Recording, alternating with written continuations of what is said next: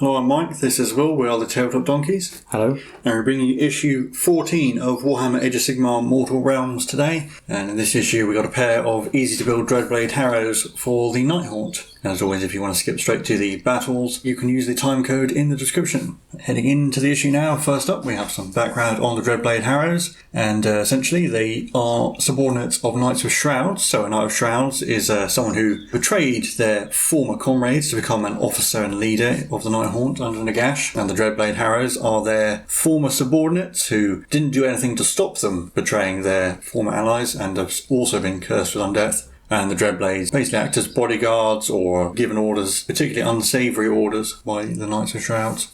And we also have some background on the Forces of Chaos, so it's going over Archaon the Everchosen, the sort of leader of the combined Forces of Chaos. And it also goes over the mortal worshippers of Chaos, so humans and possibly dwarves as well, that worship the chaotic powers, and various demons of Chaos as well. And there's more of the history of the Stormcast. Here we have their counterattack against the Forces of Chaos. Also mentions down here about how they worked alongside the undead. So at this point, Nagash hasn't turned on them. And also a little bit of fiction here about a Dreadblade Harrow hunting some humans on behalf of his overlord. Now we have the build guide for the Dreadblades. So essentially each rider is two halves, so you put the horse together and then keep the two halves of the rider separate to make them easier to paint. Just to make it a little bit easier to get at some of the details, you could do that. And there you can see the complete there. So you can start off basing them white, going over with Nylak Oxide and then dry brushing them white, and then filling in some of the cloth details on the rider. With that over, we'll get into our playthrough for this issue.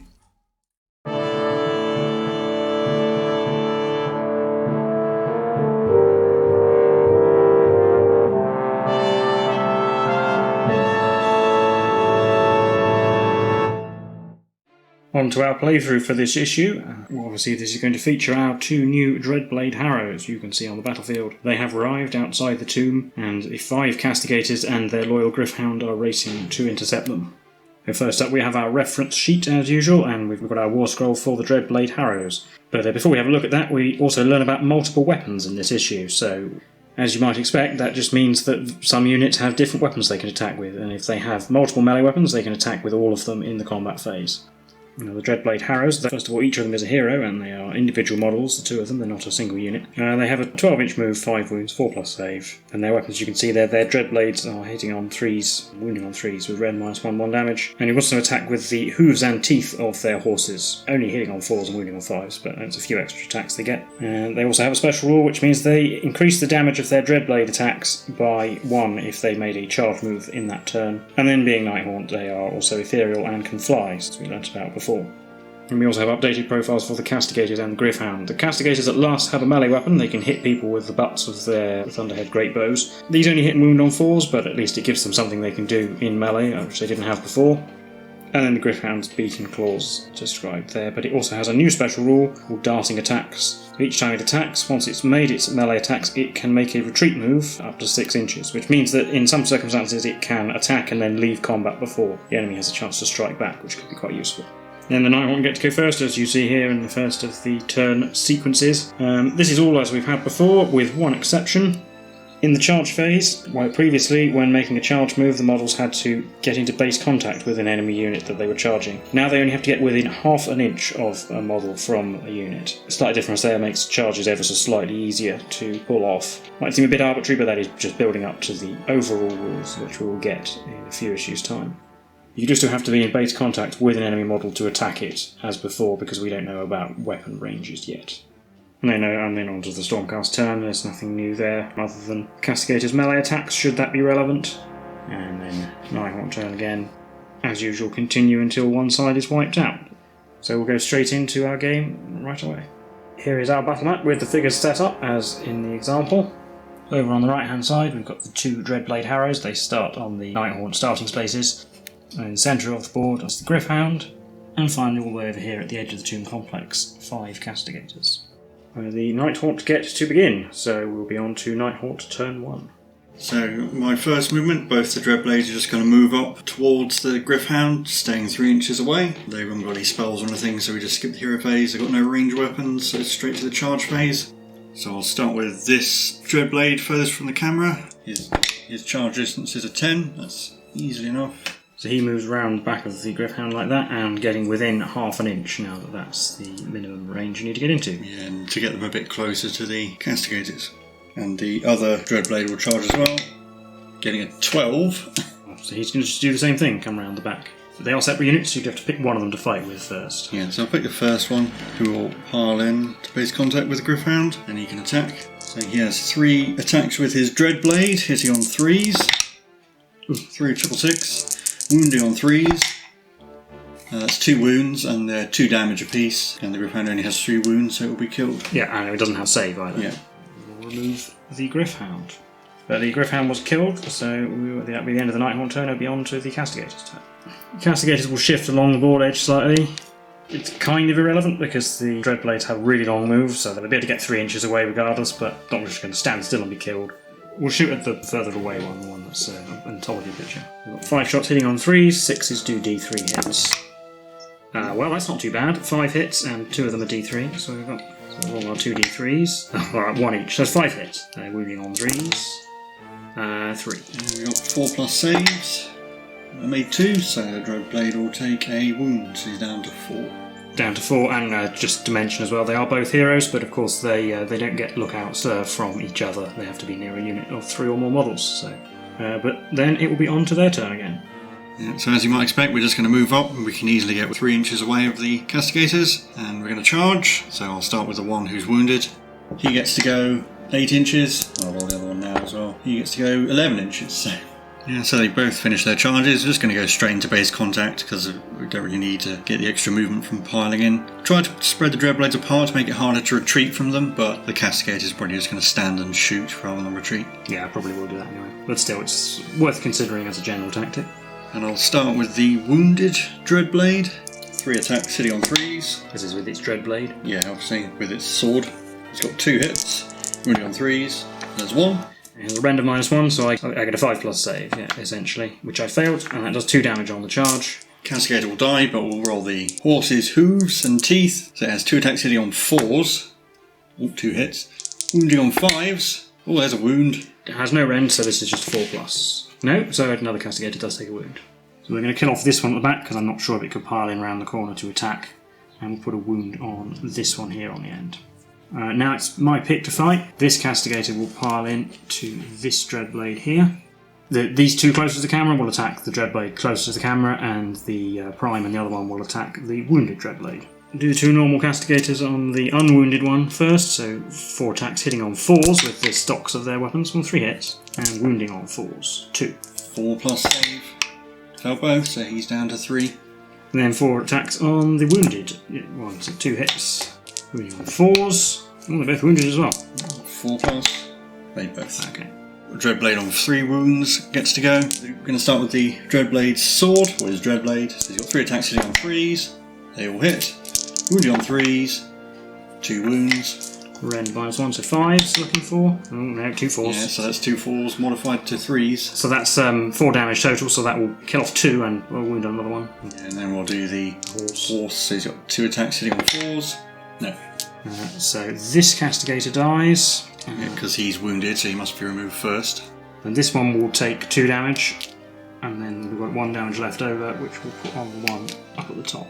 So that's the end of the Nighthaunt turn. Onto the Stormcast turn, where I'm going to stay in combat. I could retreat away and get them both out of 3 inches, but I can't shoot if I do that, and so I'll just get charged and attacked again. So I think I'm better off staying in melee and shooting. This one down here on 3 wounds is still within 3 inches, but there's not really anything I can do about that. Well, the upside of that is that it hasn't made a charge move, and so it doesn't get 2 damage on its sword. Anyway, we're going to shoot that one that only has 3 wounds left. So 2 shots hitting on 3s. Oh, there's a 6, so that's 2 hits so far. This is our D3. 3, so that's 4 hits total. Wounding on 3s. Oh, only 2. 2 4 plus saves. They both. On to close combat, and those 2 Castigators have to attack the Dreadblade that's on 4 wounds. So 4 attacks hitting on 4s. 1 hit. Wound on a 4. Nope. So start with his sword. Oh, yeah. So this is for the Dreadblade who's actually in melee. Yeah. The one who's in base contact. Yeah. So you've got 2 hits with his Dreadblade. And wounding on 3s. That's 2 wounds. Still has that rend, but it's only 1 damage now, so 5 plus rather. Made 1 failed one, so that's A damage. That will kill off the wounded Castigator. Hooves and teeth, hitting on 4s, 1 hit. Wounding on 5s, or wound. 4 plus save. Nope, so the Prime's down to 1 wound. And so the other Dreadblade can make his 3-inch pile in like that to get into base contact with the Castigator. I'll start with the hooves and teeth just to see if he gets trampled before the rider has to do anything. So 2 attacks hitting on 4s, no. And then the sword, 3 attacks hitting on 3s, 2 hits, wounded on 3s, only 1 wound. 5+. Oh, I made it. He lives. Oh, and obviously the Dreadblade that piled in didn't count as making a charge move, so it wouldn't have done 2 damage, even though it would have been irrelevant. But it is now my turn again, so I get to pick who goes first. So I'll start with the Dreadblade on 3 wounds, I guess. Start with his sword, 3 attacks hitting on 3s, they all hit. Wounded on 3s, 1 wound. 5+. No, I didn't make it. So the last Castigator goes down, and the Dreadblades are victorious. We will definitely set this up and have another go, see if the Stormcast can do any better than 3 wounds inflicted on both. So we set up again, and off the Dreadblade Harrows go.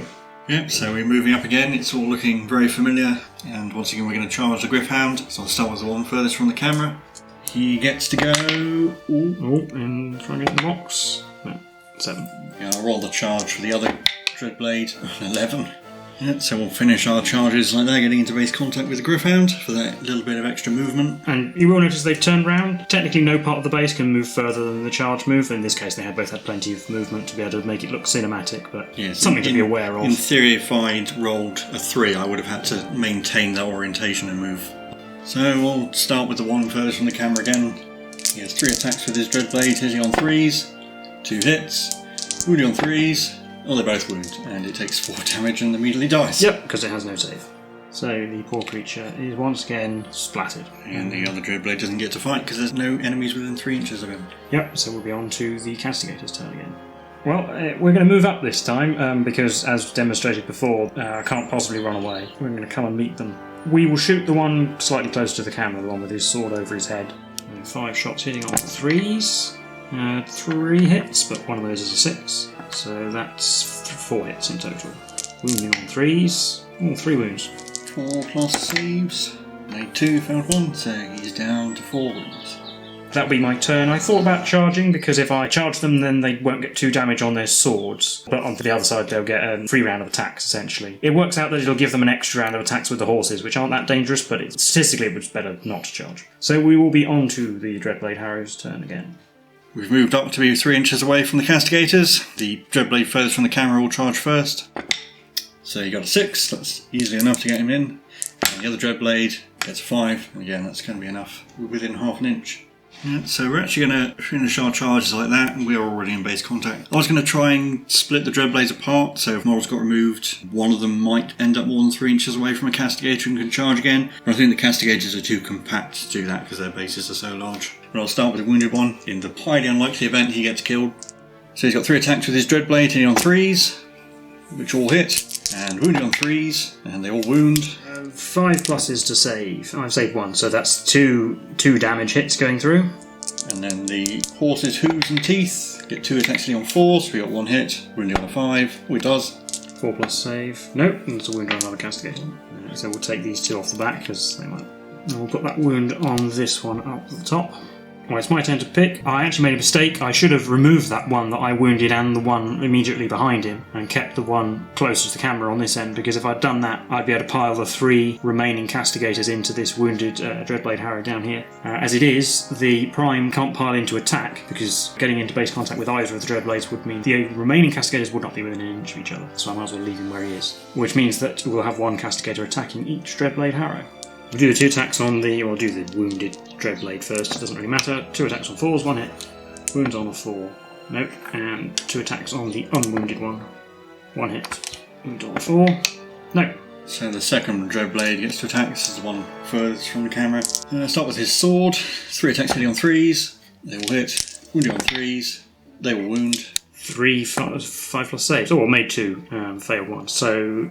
Oh, and I'll do the hooves and teeth as well. 2 attacks hitting on 4s. They both hit. Wounding on 5s. 1 wound again. 4+ save. Oh, I made it. 2 damage total, so this wounded one will go down. And I'll put the wound on this one down here. Now, it is the Stormcast turn, and we're not going to retreat. We're just going to shoot at the wounded Dreadblade Harrow. 2 shots hitting on 3s. 1 hit, but it is a 6, so it is D3 hits for 1. Which wounds on a 3. Nope. Now that the wounded one's dead, I can pile the prime in round the corner like that. He's equidistant from the two Dreadblade Harrows, so I can pick which one he moves closest towards, and I'll pick this one down here. 4 attacks hitting on 3s. 4 hits. Hitting on 4s, rather. I misspoke, so it's only 2 hits. Wounding on 4s. Oh, nothing. This Dreadblade is still within 3 inches, so I'll just pile him in. So he has 3 attacks with Dreadblade, hitting on 3s. They all hit. Wounding on 3s. 2 wounds. 5 plus. Nope, that's 2 wounds, so the wounded one will die and the prime will be down to 1 wound. Yeah, because we didn't do a charge, so it's only 1 damage. And then the hooves and teeth, hitting on 4s, 1 hit. Wounding on 5s. Oh, it does.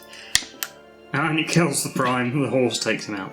So that is the end of the Castigators again, and another victory for the Nighthaunt. I think we will set it up again, and we'll let the Stormcast go first this time, just to see if they can do anything at all, and also hopefully the Gryph-hound might be able to do something. They're all set up again, and as I said, the Stormcast will go first this time, so we'll actually have a movement phase. Well, the Gryph-hound has moved up, he's just over 3 inches away from that Dreadblade Harrow there, and the Castigators have formed a firing line to try and get as far away as possible. On to shooting. We don't know about range of weapons yet, it's just the whole board essentially is the permissible range, so we'll shoot the Dreadblade Harrow that the Gryph-hound is near it. 5 shots hitting on 3s, 2 hits, but one of them is a 6, so that is 3 hits, so that's 4 hits total. And wounding on 3s, 1.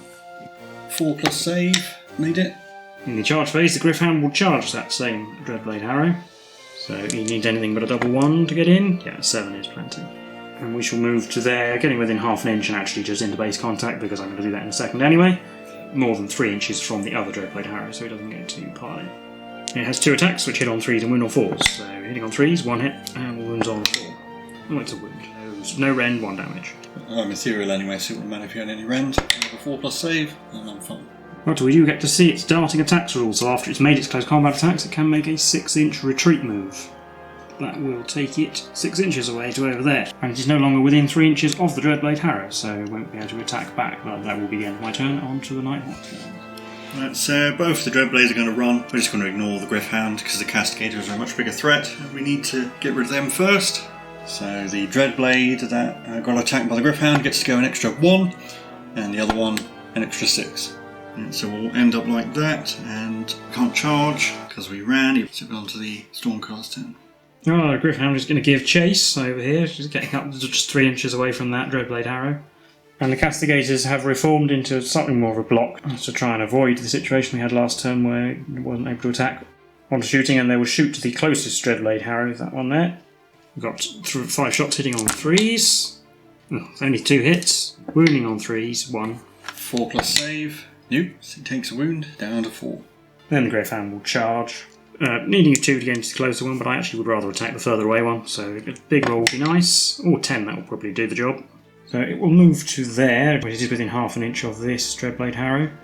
And then it will pile it around like that to try and get further away from the other one. Well, it can run away again, obviously, but I want it to be closer to the Castigators. So it has its attacks now. 2 attacks hitting on 3s, 1 hit, wounds on 4. No, it did not wound. And then it will use its starting attacks rule to retreat to there, so it's more than 3 inches away from this Dreadblade Harrow. And the closer one has enough movement to go around it, but the further away one has to stay more than 3 inches away, so it might just make it harder to get towards the Castigators. But we will be back onto the Nighthaunt turn.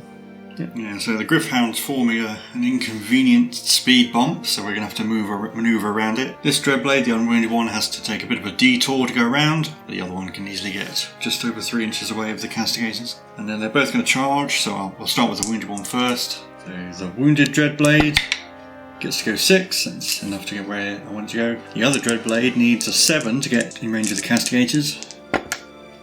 Well, we got 6, that's not going to be enough, so he'll probably have to go after the Gryph-hound.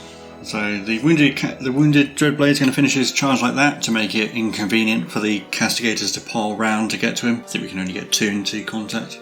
And then this Dreadblade is going to charge the Gryph-hound and stay away from the Castigators, so hopefully I can charge them later. I'm going to have this Dreadblade fight first, because otherwise the Gryph-hound will just move away from him. So we've got 3 attacks with our sword, hitting on 3s, 2 hits, and wounding on 3s, 2 wounds. Yep, that's 4 damage. So the poor Gryph-hound is once again killed, but it did do something this game. Yeah. The Castigators will pile in like that. I couldn't get any more into base contact, so they've actually spread out a little bit to hopefully prevent what happened last turn where they all got a bit stuck. So the 2 who can fight the Dreadblade Harrow will do so. They have 4 attacks, hitting on 4s, 2 hits, wounding on 4s, 1. 4+ save, made it. And then the Dreadblade gets to go, so start with his sword, 3 attacks hitting on 3s, 2 hits, wounding on 3s, 1 wound. 5+. Nope, and he did charge, so that will kill a castigator. And then his horse's hooves and teeth hitting on 4s, both miss. And we will take away this castigator to try and keep them in as compact a formation as possible. So on to the Stormcast turn again, and I won't retreat once again because better off being able to shoot, and they'll shoot the one they're in melee with. 4 shots hitting on 3s, 2 hits, wounding on 3s, or 2 wounds. 4+ saves, made both. And I realised I made another mistake in removing models because the one I removed could have actually piled into attack, whereas the one at the back there cannot get close enough, so we're only going to get 3 into melee. Well, so that one will pile in, and the other one will might as well stay where it is. 6 attacks hitting on 4s, well, 1. Wounding on a 4, oh I did. 4+ save, oh, failed, so he's down to 3 wounds. And then the Dreadblade gets to hit back, so doing his sword, 3 attacks hitting on 3s, 2 hits, wounding on 3s, 2 wounds. 5+, maybe a fair one, so the castigator will take a wound. Horse's hooves and teeth hitting on 4s, nothing. We'll put a wound on that castigator over there, and on to the Nighthaunt turn again. Yeah, so that one unengaged Dreadblade is just going to move, so he's 3 inches away, and he will try to charge. Anything but a double 1. 6 is easily enough. Yeah, so the Dreadblade will finish his charge like that, just being convenient, so that if the wounded one does die, it will take the castigators a bit of manoeuvring to get into base contact. And I'm actually going to start with the wounded Dreadblade, just in case he does die. So he has 3 attacks, hitting on 3s, 2 hits, and wounding on 3s, 2 wounds. 2 5+ saves made neither, so that's 2 damage because he didn't charge. The hooves and teeth on the horse, hitting on 4s, 1 hit, wounds on a 5, doesn't. 1 damage takes out the wounded castigator, and then we'll put the wound on this one who is fighting the other Dreadblade. I do get to attack back. I will put all of my attacks on the wounded one. I know he's attacked, but I think it'd be good to try and get rid of that one. So 6 attacks on 4s, 2 hits this time, that's a bit better. Wounding on 4s, oh, 2 wounds. 4+ saves, made both. Dreadblade at charge gets to go, so he's got 3 attacks with his sword, hitting on 3s, 2 hits, wounding on 3s, 1 wound. 5+, no. Ooh. And then the horse's hooves and teeth, he gets a hit, and wins on a 5, he doesn't. So the wounded castigator is killed, and the wound transfers onto that one, and we'll be on to the Stormcast turn, where they will shoot the wounded Dreadblade Harrow.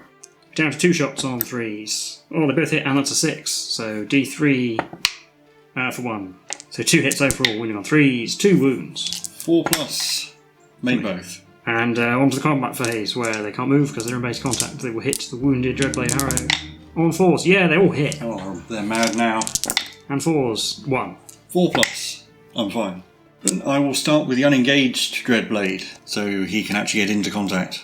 So he's got 3 attacks with his sword, hitting on 3s, they all hit, wounding on 3s, and they all wound. And 5s to save. Save 1, so the wounded castigator goes down and the wound transfers onto the prime. Horse's hooves and teeth, hitting on 4s, we got 1 hit, wounding on 5s, no. And then the other Dreadblade gets to go, so he's got 3 attacks, hitting on 3s, only 1, he's getting tired. Wounds on a 3, it does. 5+, no. So the castigators go down once again, victory to the Nighthaunt. I think I'll probably concede defeat at that point. I don't think this is a scenario that the Stormcast are going to do very well in. So we will recap all that for you now and give you all our thoughts on this week's issue and game. Well, that was the playthrough for issue 14 of Mortal Realms. How did you think that went? Really not too differently from how I expected it to go. I think, especially in the third game, I rolled really well for my saves. And you rolled quite poorly for your shooting, which probably didn't help. Yeah, but in the earlier games it was a little bit less of a disparity, and the result was still pretty clear-cut. And that's despite the fact that we don't know about their weapon range yet as well, so they can shoot anywhere on the board at the moment, which I think it's only supposed to be 18 inches, so they might have been out of range. At least in the third game when I had not been in range. I guess it is nice that castigators have their proper melee attacks now, so they can actually do something in the combat phase, except standing there. Yeah, so they're not that effective, but it does give them something to do, and it resolves the problem we've had in a couple of issues previously, previously, where the Nighthaunt get to fight in the Stormcast Eternals turn, the castigators have no reply in their own turn. It's not that effective, but it's something. Yeah, I mean, the Gryph-hound really, I think, is actually to my benefit, because I can use it to get a little bit of extra movement by charging it. It meant, by charging around the back of it, you could get the minimum distance charge on my castigators. Even when I ignored it, it wasn't too much of a threat. I imagine its targeting attacks will be pretty nifty if you had a whole unit of them. And the extra damage on the charge Dreadblades get is pretty handy, especially against Stormcast, or even against one wound models it would still carry over. But I was tempted in the third game to retreat the first engaged Dreadblade so that he could charge again, but it probably wouldn't have mattered too much. Maybe against an actual dedicated melee unit it would have been worth doing, but I'm not sure whether you're wasting too much time doing that and you're better off just staying in melee. And actually, it seems like they are kind of in their element attacking something like castigators, which aren't that good in melee, like basically a missile unit, or perhaps hunting lone heroes. They might be quite effective at that. Also, their really long movement as well. It makes this board feel not very big at all. Although, I believe in the Fool's Dreadblades do have an ability that effectively lets them redeploy during their turn. I think instead of moving, they can teleport, but they have to be more than 9 inches away from the enemy when they do that. So they are a really mobile unit. And they also get an ability, I think, because they are meant to be the lieutenants for Knights of Shroud, so they get a bonus to being near a Knight of Shroud, so they make good bodyguards for them. They are both heroes, of course, but that's not really that relevant in this game. It would be relevant if they had a bodyguard of Chain Rust or something. Yeah. Give them a -1 to shoot if you're nearby. And I guess it's nice to have a Nighthaunt hero that's actually good in melee as well. Yeah. Yeah, and I do think actually starting to see where, due to the fact that units have to stay near each other is only an inch,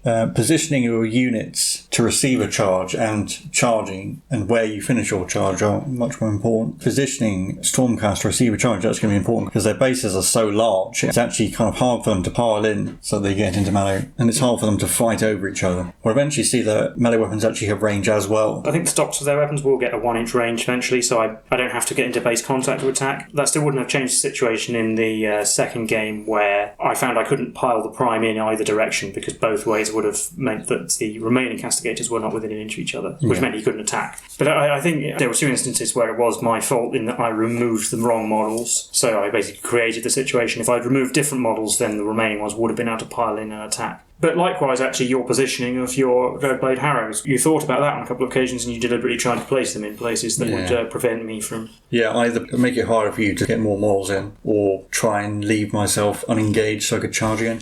And with bigger the unit gets as well, then the more this becomes interesting, because depending on where you charge into, for example, you can limit the number of attacks your opponent gets back.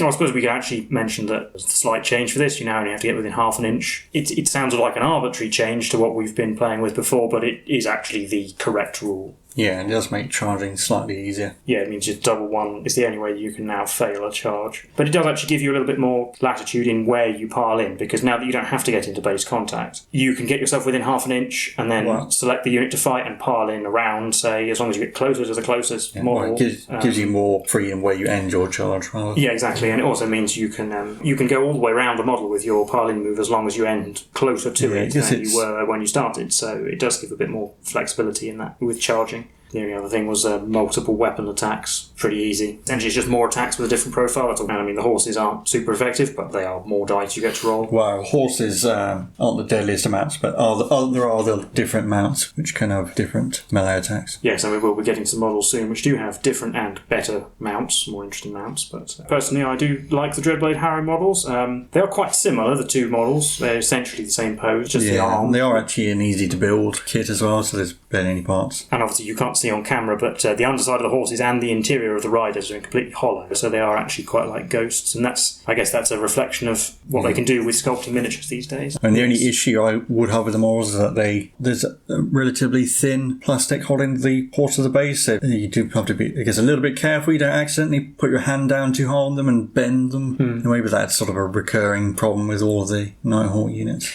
Well, also pushing them together with your hands. As push-fit models, yes, you don't need glue, but you do have to be careful where you actually apply pressure sometimes.